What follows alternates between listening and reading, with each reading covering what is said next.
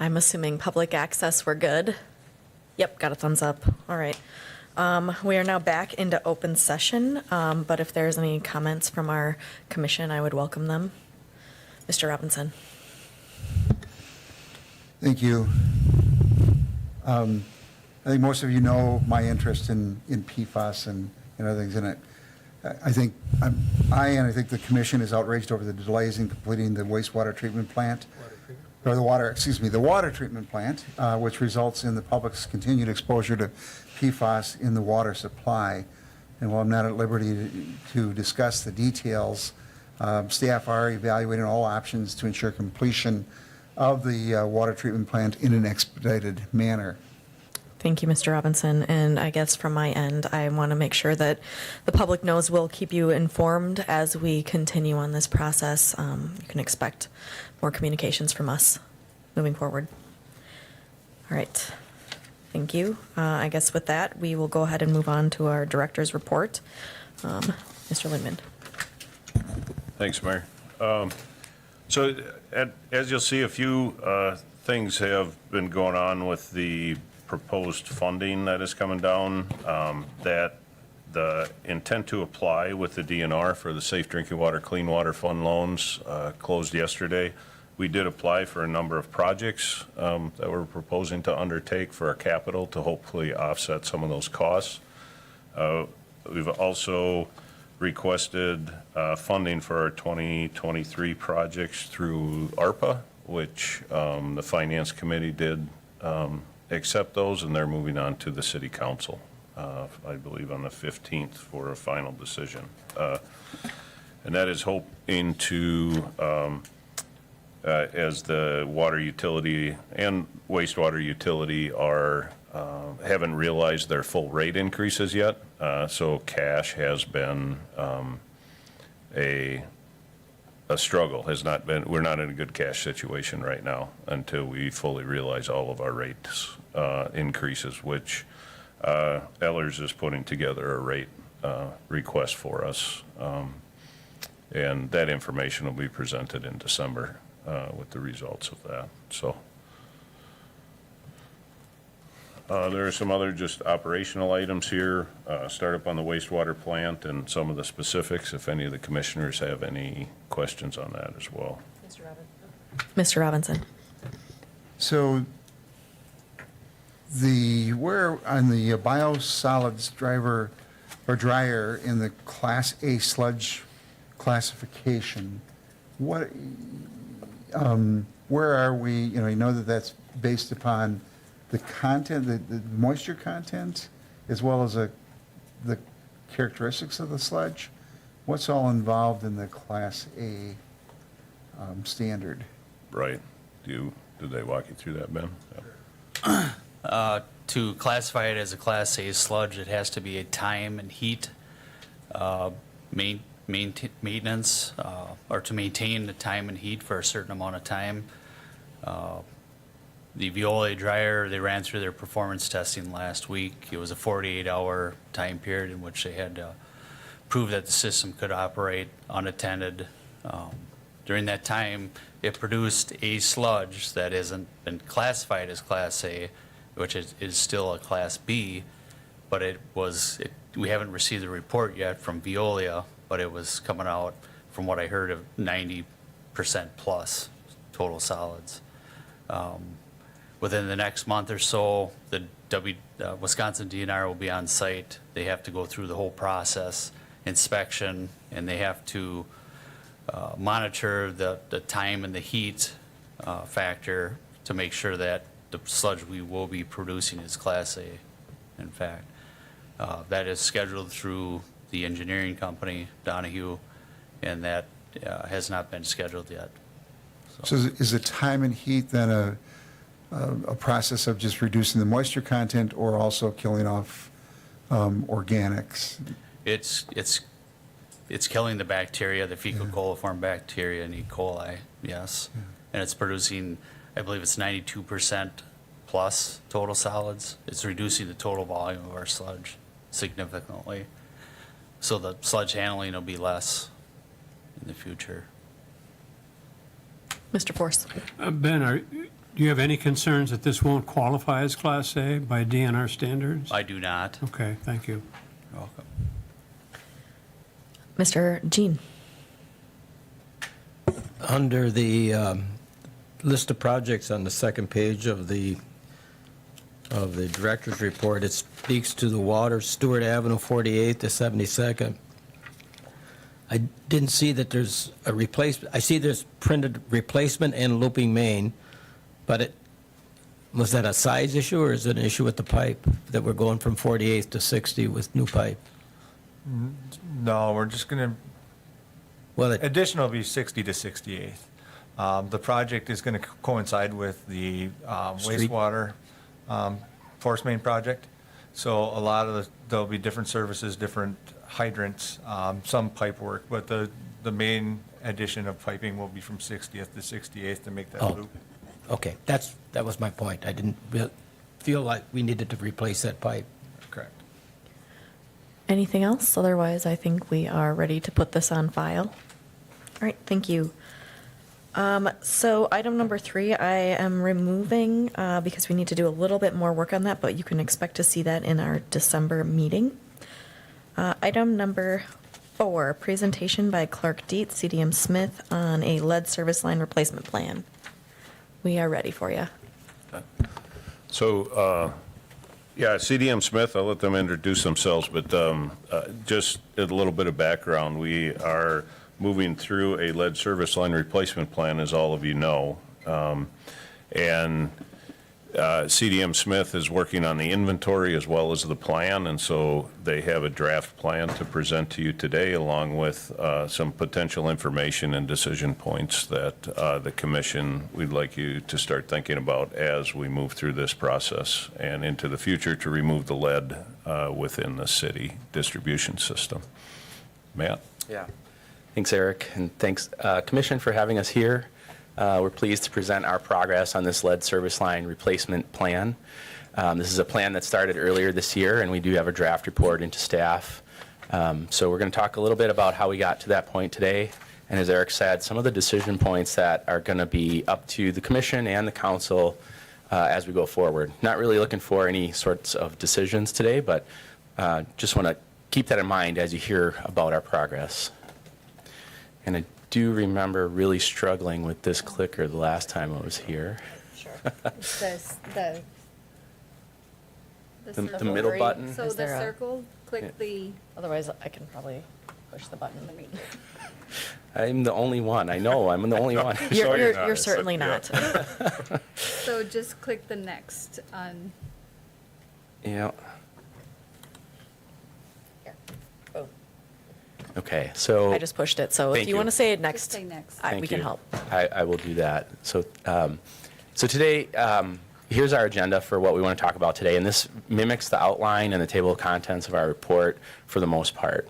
So we want to get into your material inventory, the background and review of that, which services are lead, which are not, and which are unknown. A very important distinction. Annual lead service line replacement targets, our prioritization strategy, which you'll see kind of on these two boards and these maps here, and I think these are intended for kind of closer view. So as we talk about that, I would feel free to take a look closer at those. Policy discussions, funding options as they stand today, and I want to emphasize as they stand today. We'll get a little bit into where the federal funding and the state funding is, as well as other options locally here for Wausau. Public outreach, which is a very important aspect of how we actually complete a replacement plan and how we get the word out to the public itself. And then the next steps, and we talked a little bit about decision points for you. So can I have the next slide, please? I believe you have this slide deck in your packet, and you might want to pull this page out because these are those decision points. So as we're going along, you can kind of take notes on what we're talking about here. But that first decision point is the mandatory replacement ordinance. You have seen a draft of this previously, but this is something that you really need to consider going forward as well. The Public Service Commission approval to use revenue from rates to do replacements on private property, a very important consideration. subsidizing private side LSL replacement and/or loans. And then the 15-year timeline to complete the replacements, that was the directive we were given. That was something that the commission kind of gave to staff some time ago, and that's how we structured our report, and that's how we're putting it going forward. But that is also a decision point. How long do we want to take to do these replacements? So with me is our project manager, Amru Atasi. He's also one of our national experts in lead service line replacements and corrosion control. We're happy and pleased to be doing both of those projects for the city. Not with us today is Clark Dietz, our local partner on this project. They're instrumental to us in helping get us connections with the staff and any local connections that we might need as we proceed with this plan. So I'm going to turn it over to Amru. Thank you, Matt, and good afternoon, and thank you for having us today. So again, my name is Amru Atasi. I'm going to walk you through what is included in the replacement plan. At any point, just feel free to interrupt, ask any questions. As Matt said, we have a couple of boards to help visualize the prioritization we've come up with for prioritizing where to replace lead service lines. But first, as Matt said, we have to start with the inventory. This tells us how many lead pipes we have that we have to replace. Sorry, next slide. Thank you. So this slide basically outlines what's in the federal requirements. Just to take a step back from all of this, this really came out of what happened in Flint, Michigan. And the EPA has been working over the last several years on developing regulations for and revising the regulations with regard to the lead and copper rule. You hear that term LCR time and time again. So in the revisions that came out at the end of last year, they required all water systems by October 2024 to develop an inventory both of what is on the public side of the service line, what the utility owns, and what's on the private side. And previously, in previous efforts that utilities have done, is they only captured the material on the public side, but the full lead service line starts from the water main all the way as it enters the home. That's the full lead service line or the full service line. So the material needs to be inventoried on the public side as well as the private side. All of that needs to be included in the inventory submitted to the EPA. And then there are additional requirements depending on the size of the system and your whether you're on annual or triannular monetary requirements. You have to provide those updates. And if you're a community over 50,000 people, which the service area here is less than that, they are requiring system to publish that online.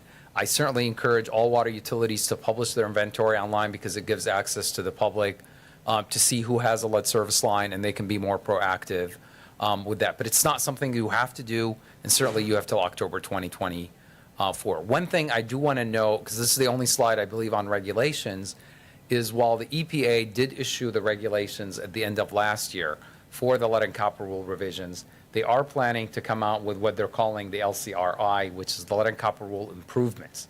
And these are improvements and regulations that go above and beyond what they issued last year.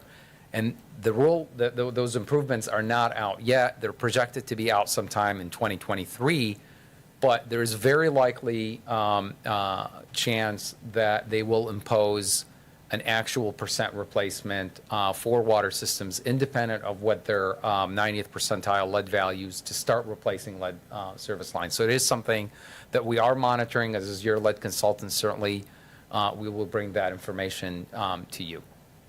So, okay. So what you see here on the screen is our initial review of the inventory based on data that you've provided to us as well as our partner Clark Dietz. And you can see here that what is known lead on the public side is about just under 5,000, but there are a lot of unknowns, most of which are on the private side, and that's very common for a lot of water systems, is they inventoried what they own, but on the customer side, that information wasn't available, and so if you add up the unknown sort of and the lead, you get to approximately up to 12,000 potentially lead service lines on the private side. And when we do the prioritization and we do the program planning, we present two scenarios, the likely scenario of 8,000 total lead service lines versus the worst case of 12,000. That 12,000 really comes from the 1,000 that we see confirmed lead on the private side versus the 11,000 of unknown. Couple of things I wanted to note on this slide for the inventory. First, we did get your amendment. We are in the process of getting that from Clark Dietz and starting to dive a little further into the inventory. And what we're going to zoom in on is this 11,000. So this is just an initial snapshot. We have more work to do to come back and reduce that 11,000. A couple of things we've been able to do early on is that number is going to go down for a couple of reasons. Homes that we know were built and services of age that were built post, where lead is no longer allowed, are part of that unknown. We know we can exclude those. There's about 2,000 or so homes in that bucket. We know those homes very unlikely to have lead just based on the age of the home. The other one is the size of the service. Anything above 1.5 inch service is likely not to be lead. That's very, very uncommon. In fact, there's nothing above 2 inch, but usually about 1.5 inch is the largest. And there's about 1,000 or so of those services that are larger than 1.5 inch. So that's why our analysis is largely focused on the 8,000 services, because we think that is a more realistic number that we see. But again, we presented the worst case just in case we come back and we're surprised that there's more lead services. So what are we going to do in terms of the next step? First, it's a lot easier and less costly to start with the desktop data. There's a lot of information that both the utility and Clark Dietz have collected in terms of the property information, work orders, information that readily available that we can analyze. Not necessarily do exhaustive machine learning and artificial intelligence analysis, but there's some basic desktop analysis, like I've just the two examples I've shared, the age of the home, the size of the service, to start reducing the number of unknowns. Then we can start looking at potentially any available service cards that we can scan that might show the material, and then we start looking at some other more costly options like machine learning, or asking the homeowners to go inside, go into their basement, take a photo of the service coming in, or ask utility staff to do that. But our first focus in this amendment we received is to kind of zoom in on the first two buckets to take advantage of data that's been collected to try and reduce the number of unknowns. And the EPA came out with their guidance a couple of months ago for how to do these inventories, and it's consistent with what the Wisconsin DNR is requiring. So we want to be consistent with the regulations in quantifying when we say a service is not lead, we have to have evidence why is it not lead. Next slide. Okay, now we take this inventory and we have to provide targets of how many lead services you want to replace on an annual basis. Sorry, next slide. Okay, so these are the different hypothetical scenarios, and as Matt said, we've zoomed in on the 8,000 because we believe that that's the likely number of lead services that you have.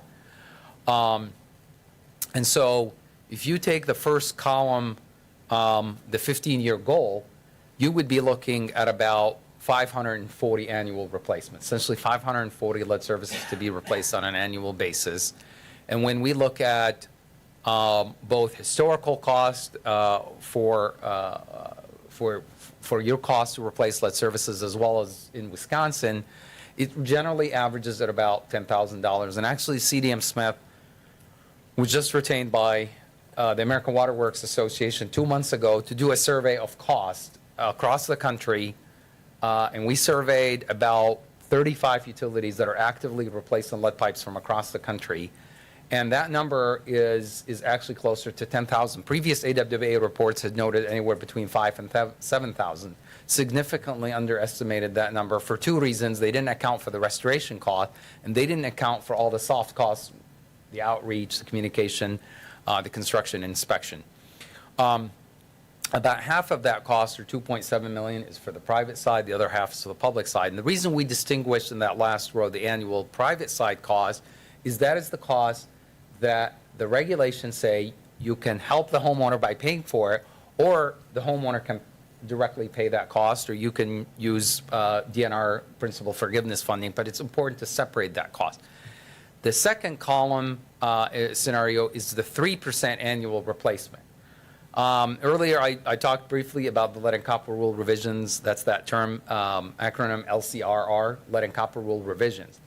in the regulation, they said that if a community exceeds the actual limit of 15 parts per billion or the trigger limit of 10 parts per billion on 90th percentile lead, you have to start replacing lead service lines at a rate of approximately 3%. Now, based on the preliminary data we've seen from the sequential sampling, we project that you will be either very close or exceeding the trigger limit. So that 3% is a reality that you'll face, where you have to replace 3% of your lead pipes on an annual basis. That's sort of what I would call the minimum requirement, if you will. And if you look at 3% per year, that means you'll have about 33 years to get rid of all the lead pipes. I've seen some towns even longer period than that, but you might want to be more aggressive because the funding is there to help you kickstart that program. So if you look at a 3%, you'd be looking at 240 lead replacements per year. Again, that cost at 10,000, 2.4 million total, private 1.2. And that last column, which is the 12,000 worst case inventory scenario of 12,000 lead replacements, you'd be looking at and if you want to get that done at the same target with the 4.5%, you'll be looking at 540 replacements at a cost again of 5.4 million or 2.7 million. Now, you could be more aggressive if you want to replace at a higher percentage, but we were trying to balance that last scenario with the same target as the 15-year number of replacements, which comes out to be about 540. But again, that last scenario of 12,000 we think is unlikely because we think a lot of the unknowns are going to go down. Yes. My question is, the total cost here of 10,000 per LSLR, is that the public and the private side? Correct. But in many cases, we've already replaced the public side. So I'm not accepting that that's going to be our number because we've done a lot of public side replacement. That's what your table shows. And in our case, the private side has lagged the public side considerably. And those private side replacements, if I'm not mistaken, have run in the neighborhood of 3.5 to 5,000. I don't know if that's an all-in cost, restoration, all of that, but that's the number that I'm familiar with. So is the 10,000, 5,000 for public and 5,000 for private? Correct. Okay, but again, we've done a lot of the public work, and that's in your chart. Yeah, so what we can do, and that's a very good point, what we can do that maybe clarifies this is separate out the number of lead service lines for the public and show the cost for that versus the private number. Because what you're saying, if I understand it correctly, is there may be 8,000 private side, but what's on the public may be closer to actually 5,000 or 6,000. And that's a good point. I agree. Well, the number we're looking at is 10,175 not lead on the public side. So that's either they never were lead or they've been replaced. And that's what we're going to dissect with the inventory a little further. And once we do that, those tables will have to be updated because, like I said, that 12,000 is likely to go down. The 8,000 is a good planning number, but that may be what I agree with you is that the 8,000 is maybe more representative of the total private side, but the public may be less than that. And therefore, the overall cost is going to go down. Okay. Good point. Thank you. Yes. You said the lead was out, we wasn't allowed to be put in. Do you have, what's the date of that? I don't recall that date. Was there a date? So each community is different. I mean, we've seen in some communities, they kept allowing lead until the 70s, even after. But generally speaking, about 1950s, lead is not common to be used. I think one of the things we're trying to look further if there was any type of an ordinance or plumbing code that said, hey, this year lead is banned. But usually that's very state, very community specific. Up until, 1986 officially is when lead was federally banned. But there are a lot of communities that still putting lead in the 70s and even the late 60s. I started with the city in '79. I don't recall one lead service going in at that point in time or thereafter. That doesn't mean some didn't go in, but I was not aware of it. Another point was the galvanized. There was, like, what, 118 or something? Is there going to be any replacement program for that, or was there any intent? Because I think we have a lot of trouble with galvanized in our system.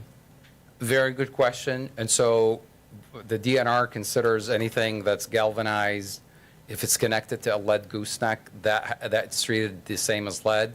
And in the lead and copper rule improvements that's coming out next year, there's going to be some additional clarification on galvanized. I would certainly recommend, since there's not that many galvanized, is to include those in the replacement. You know, if you're on a block and replacing lead services and there's few galvanized, it would be my recommendation that those are replaced.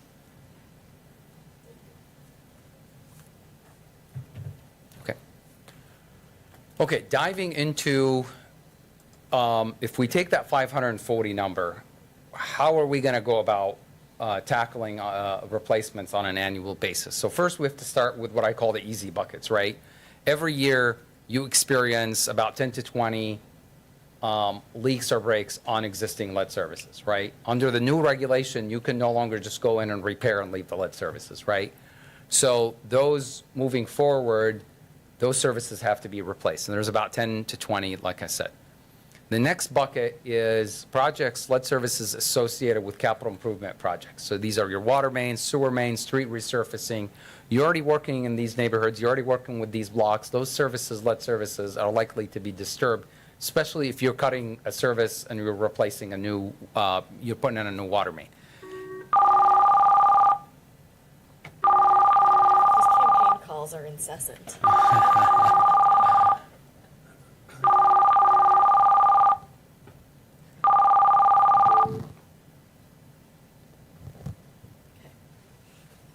Thank you. So we looked at your historical CIP, your capital improvement plan. That number ranges between 75 lead services to 150, and it's going to vary year by year over a 15-year period. Some years you're going to be on the higher end, some you're going to be on the lower end, depending on what water mains you're replacing. The next bucket is the bucket we can focus on. These are the maps are based on that 350 to 450 lead services that essentially we're in control of our destiny. These are the blocks we can go in and choose to replace those lead services based on a set of criteria that we can utilize for prioritization. And then the last bucket that you always have to include is customer owner initiated, right? Somebody says, hey, I want my service line replaced. I'm willing to pay for it, or I'm willing to pay for the private costs. You can choose to cover a portion of the cost. That's a decision, obviously, that you can make.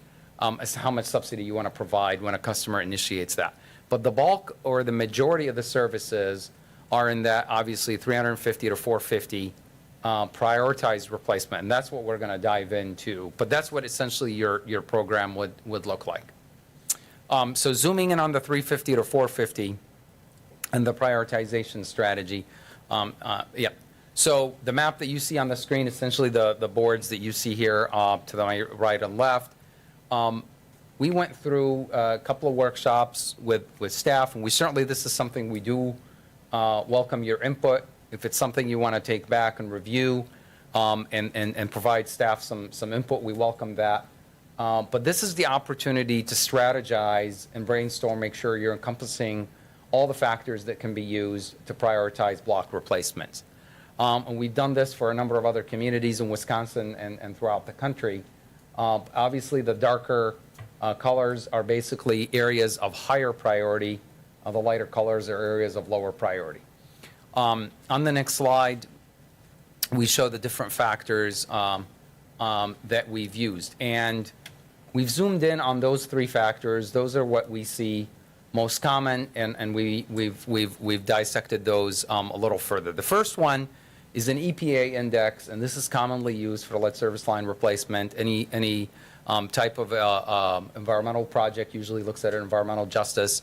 EPA has published an index that looks at income, demographics, minorities, and looks at where these areas are, what the index is, and that can be used to prioritize where you want to replace lead service lines. The next one is data that's published through the American Community Survey, census data at the census tract level. that looks at where you have children under the age of 5, because obviously that could impact the development of children at that age based on EPA and CDC published data. And the third one is to factor in income. We also look at American Community Survey data, published data with regard to median household income. And all three are weighted equally, but you can obviously change the weighting within each depending on the income, depending on the exact percentage within a census tract of how many children are under the age of 5, and same with the Environmental Justice Index. And those three factors is what you see the analysis based on. And our recommendation, based on the discussions and the feedback we've received, is to prioritize, start with the replacement in the blocks with the highest prioritization based on these three factors.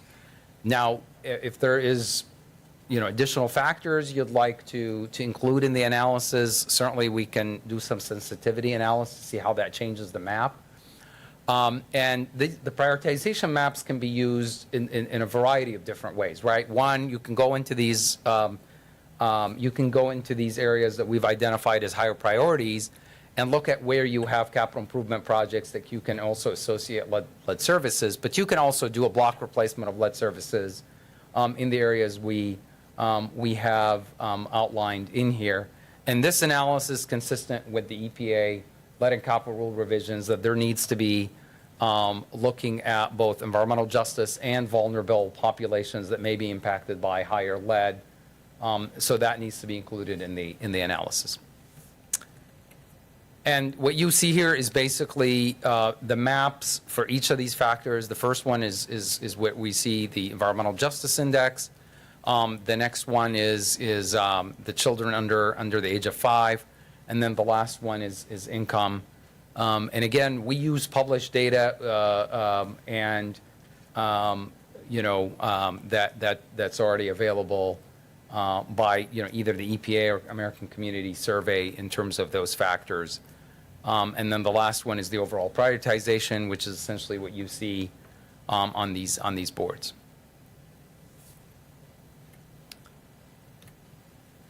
So moving into some policy discussion and some things to think about. Going back to what Matt presented, there was a slide listing some things to start thinking about.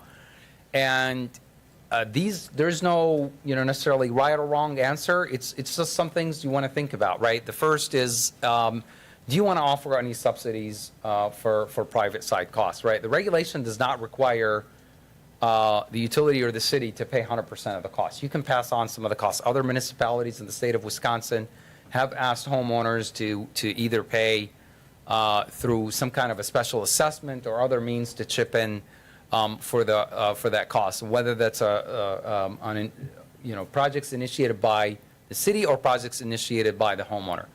When it comes to restoration, there's also some decisions and some questions you want to think about. When you're doing a lead service line replacement, I know that some replacements, if I understand it correctly, have taken place via open cut, and you would be looking to potentially to go to trenchless, which involves less restoration, less cost. There's still nonetheless some restoration that the homeowner has to deal with, a little bit on the inside, a little bit on the outside. And so you want to think about, to encourage more participation, do you want to only pay for the construction cost and return the site to safe, watertight conditions, or do you want to offer additional cost incentives for the homeowner for restoration? And there's no right or wrong answer. It's something to think about for encouraging participation. In terms of, I won't go through everything on this slide, but there are obvious benefits to providing some private side subsidies, right? We see the towns that pay 100% of the cost see the greatest participation, and it's no secret. Even towns that do have an ordinance in place that require homeowners to participate in replacement don't get 100% participation when it's not free, right? So if you want to go for an aggressive 15-year plan, it's going to be hard to get there without offering major private side subsidies. And obviously the negatives of that is that you have to identify the source of funding, which we'll talk about next. Some legal considerations. Again, one of the things we put on the table is an ordinance. Most communities that are actively doing lead service line replacement don't necessarily have an ordinance. I mean, we saw an ordinance in Newark, New Jersey, was very effective. But the reason it was very effective is because the homeowner didn't have to pay a penny. And it was coupled with a very aggressive public outreach, public communication campaign, convincing the people that they needed to participate and they didn't have to pay any funds. What kind of documents do you want the homeowner? Most systems, most water systems have a right of entry document that basically the homeowner has to agree to participate even before doing any type of inspection. What requirements do you want to have when the contractor is present on site? And then having a waiver if you are doing a water main project and you have few residents that want to opt out, you want to document and have a signed waiver from them saying, I understand the risks of lead and I choose not to participate, right? All of these are legal things, the documents that need to be in place to protect you in the case of non-participation. Funding, if you look at the 15-year, $5.4 million cost, and I know that might change a little bit if some of the private services some of the public services were replaced. But generally, for a 15-year program, grants, loans, water rates, and different taxes and fees we've seen have been used to fund lead service line replacement program. Okay, so first focusing in on grants, these are the sources that are out there. The Housing and Urban Development Community Development Block Grant does allow the use of funding for lead service lines. The downside of this funding source is that they would have to qualify on an individual homeowner basis, right? And they have to be typically below 80% of the median household income. So it's an exhaustive process. They have to submit an application. It has to be reviewed for the funding to be eligible. At the federal EPA level, they did come out with funding. This program in particular, it's called Infrastructure Improvement for the Nation. They did come out with funding. It's unfortunately very limited. This year they came out with about $15 million, and it only went to 3 communities. And typically it's prioritized for communities that have exceeded the lead action level. And so it is something that is very competitive and not a whole lot of sources of revenue. The next two are the most common where we see significant funding being available. The Wisconsin DNR SRF funding. A lot of the money that came out of the infrastructure bill, $15 billion was set aside for lead service line replacement. It does include 49% principal forgiveness for lead service line replacement. That money is going to be available starting next year for 5 years. And that's why having a plan and being aggressive is going to help communities that are ready to go, because that money is not going to be there for too long. We don't think there's going to be another $15 billion for lead service line replacement anytime soon, another $15 billion. So it's good to take advantage of the funding that's available. We've seen many communities use ARPA funds for lead service line replacement, so that is certainly an eligible expense. And if you do have TIF districts that you are doing public projects, potentially some of that can be used for lead service line replacement. I already went through most of that on the grants with the CDBG and the EPA funding, the WIN grant funding.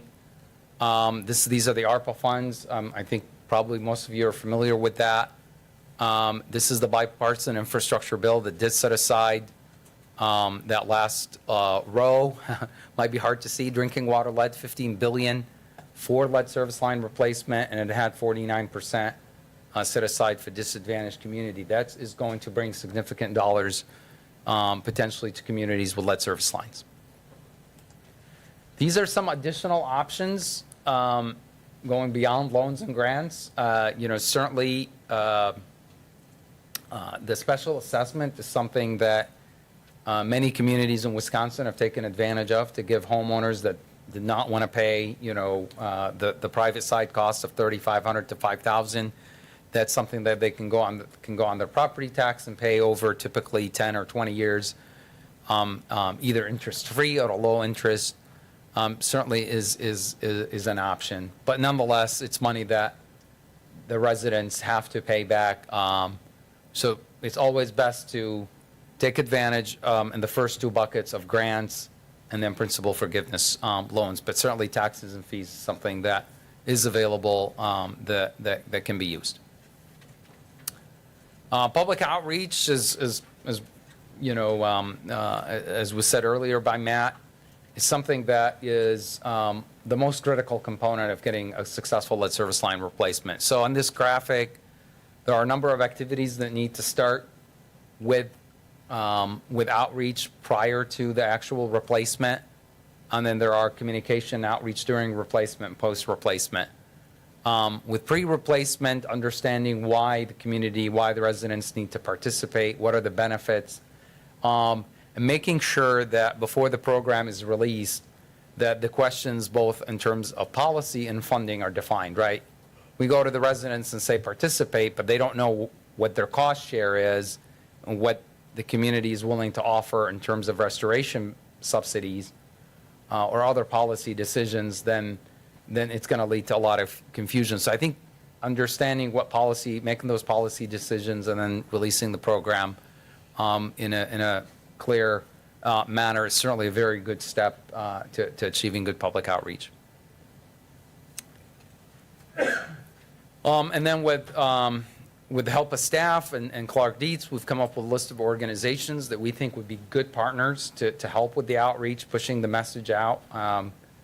Once the outreach documents are developed, working through these CBOs to get the message out to the community.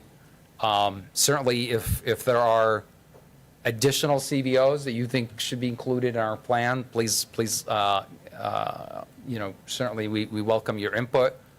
And any additional input you have on the outreach would be good. Yes.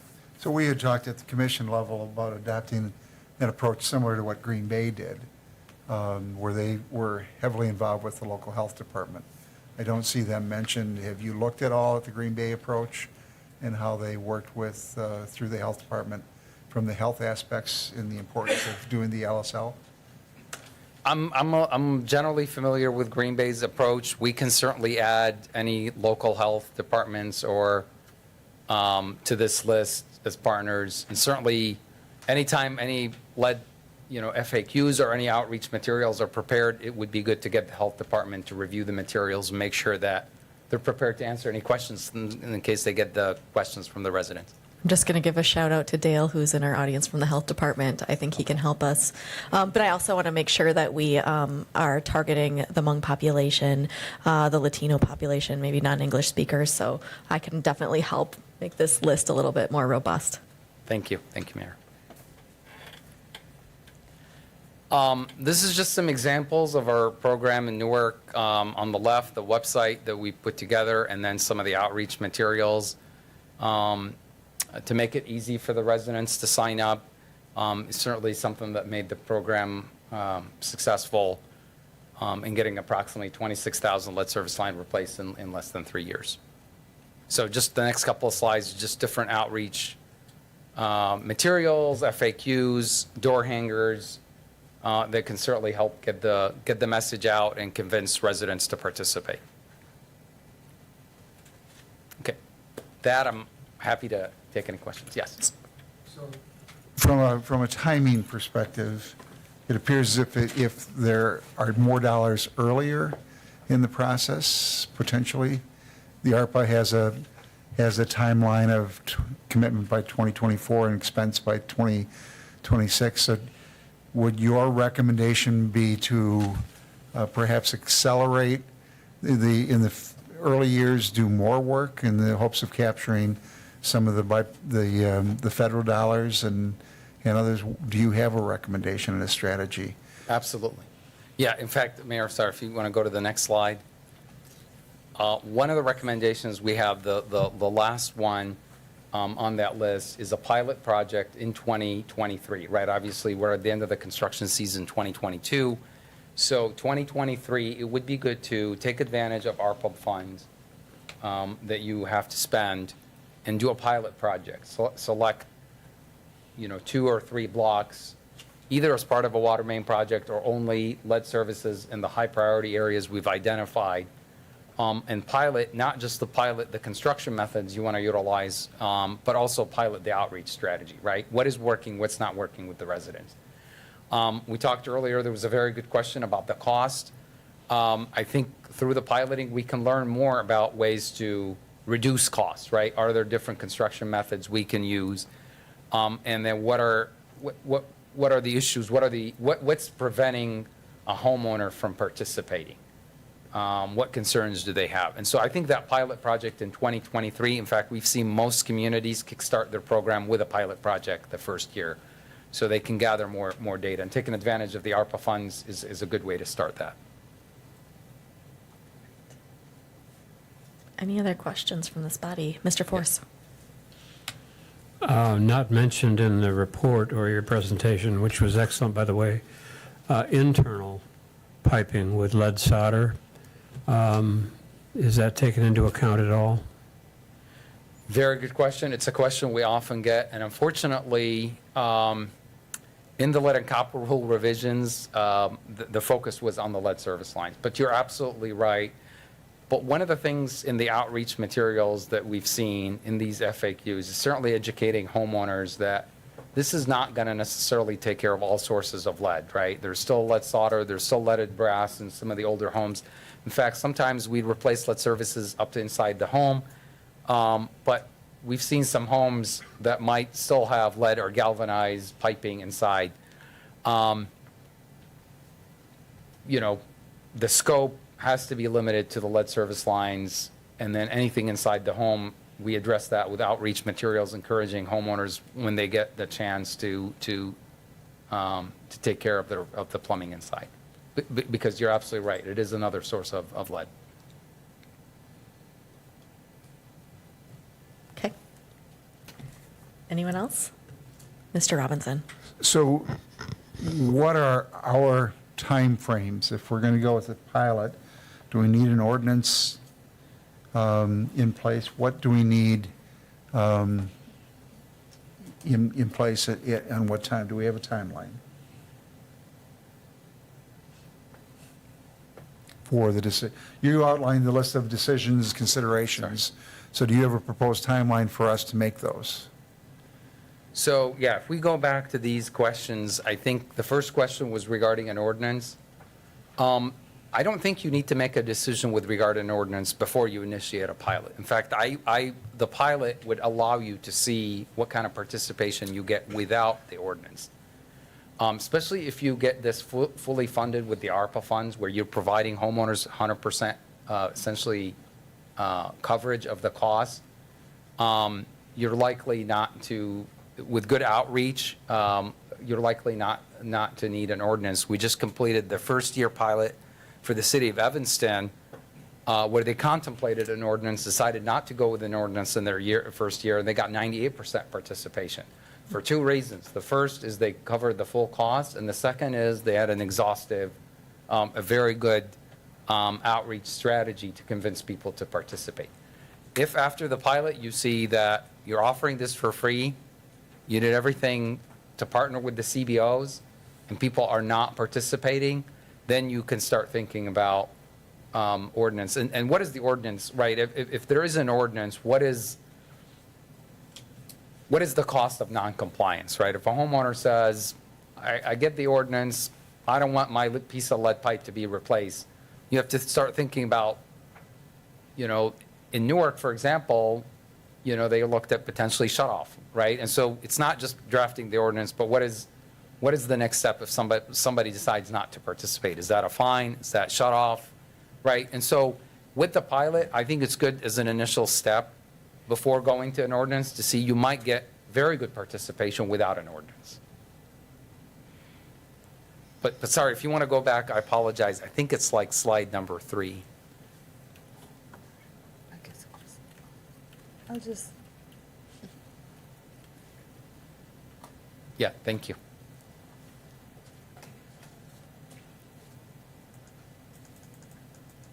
But we need to, though, have the discussions. My concern is that if we're dealing with the public side versus the private side, those are two different issues. And then if we have an ordinance and we're going through a neighborhood, do we currently require the private side to be upgraded? We don't. So I think we need that ordinance, because if we may well be beyond the scope of our available resources, and I think we're trying to send the message that this is an issue that needs to be dealt with.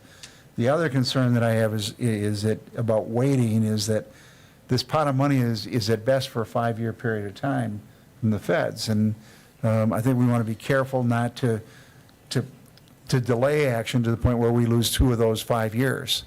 So I think that there's a lot of reasons for us to perhaps put this on the agenda for discussion and potential developing a timeline and how we might leverage, whether it's the Safe Drinking Water, the Clean Water, Safe Drinking Water Act funding, other funding sources from the federal level. How do we leverage Community Development Block Grant?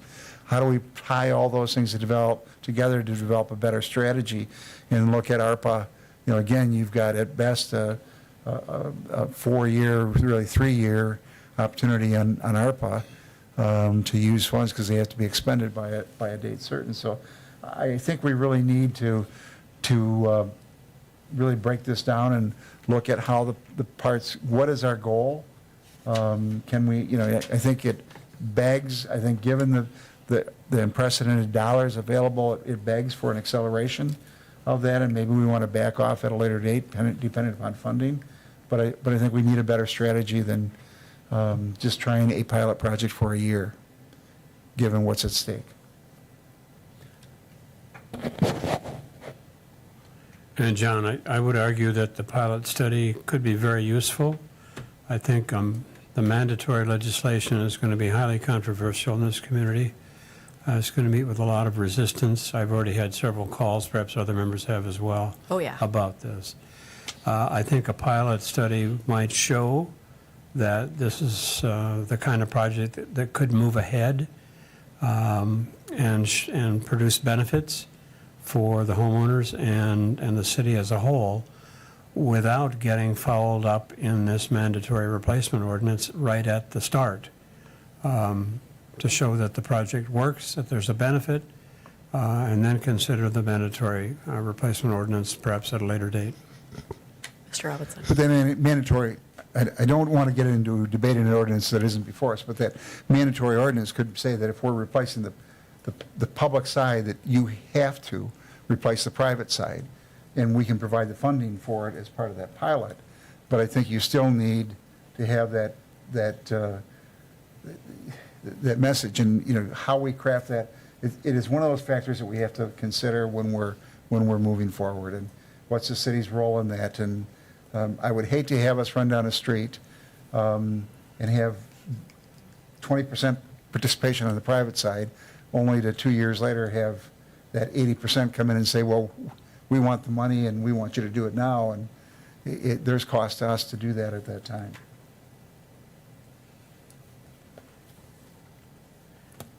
Anyone else? Oh, Just wanted to clarify, I think the plan that we've included, it's a 15-year plan, and there is going to be a zoom in on the first 5 years. And so there is a plan for 50 and a zoom in on 5, but the pilot would go in parallel. It's not just a pilot and it's the pilot, but then the pilot is going to allow you to recalibrate the 5 and the 15-year strategy, including the ordinance, the cost, construction method, as well as the outreach strategy and the funding. But I agree 100%, the funding is there. I would highly encourage you to take advantage of it, and you're right, it's got that 5-year window. okay. Any other comments, questions, thoughts? Thank you very much for this thorough presentation. Thank you. And again, if you do have any follow-up ideas or suggestions or comments, we'll love to hear from you. Thank you. Thank you. Alrighty, we are now on to item number 5, discussion on potential future PFAS regulations associated with wastewater effluent and biosolids. I'll hand that over. Yeah, I know this was brought up to have on here for a discussion. I had a memo, and then I also attached some information on some facts and stuff from our municipal environmental group, MEG, who we belong to, that is following this closely as well. But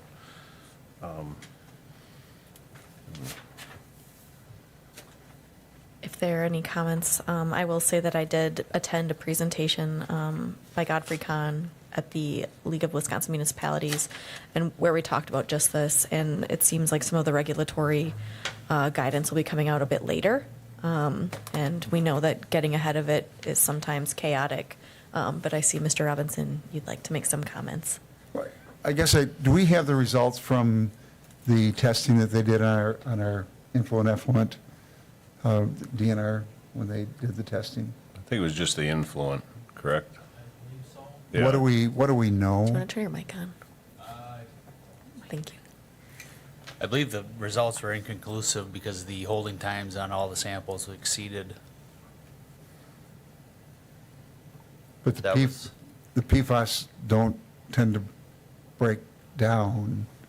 That So- could be true, but that's what the report had They were said. J-flagged or whatever, they were flagged. They were flagged.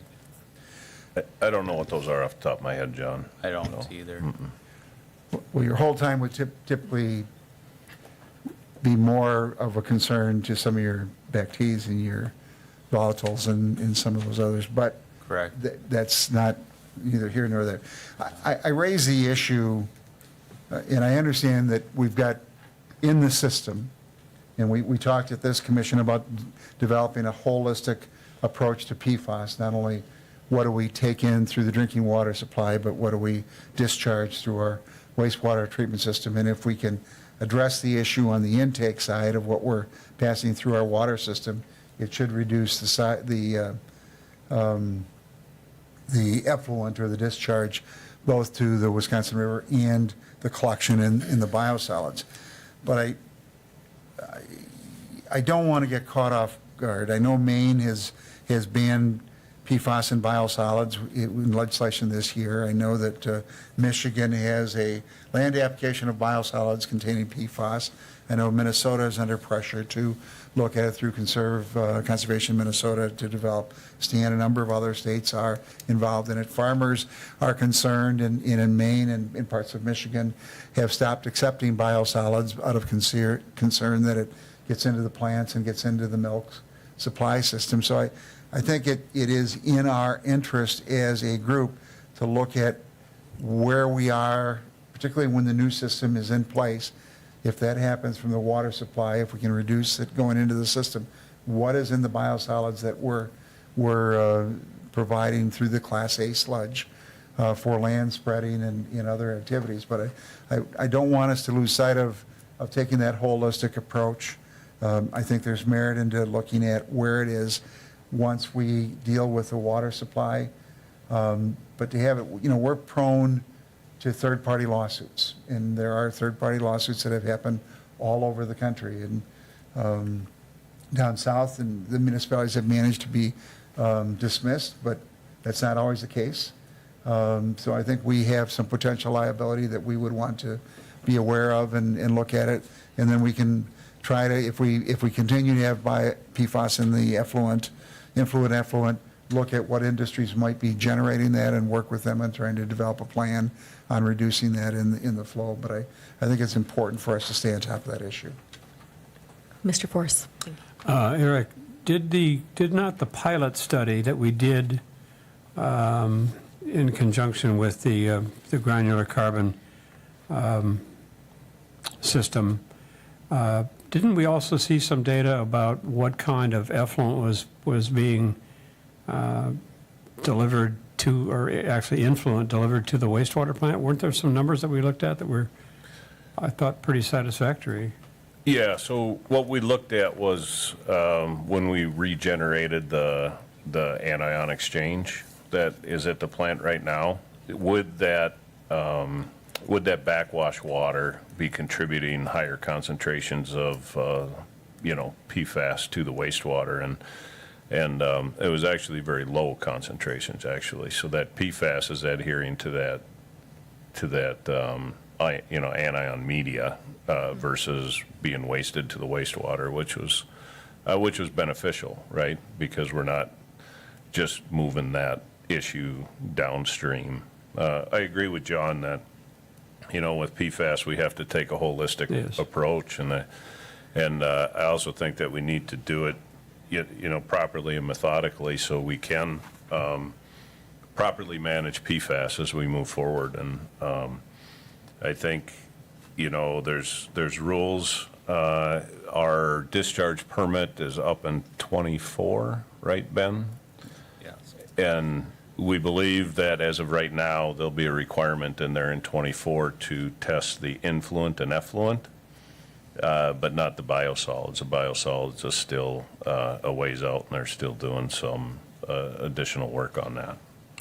Are we capable locally of analyzing for PFAS in biosolids and also in our wastewater effluent? No, not at our lab, no. And that begs the question, where do the samples go? How long does it take?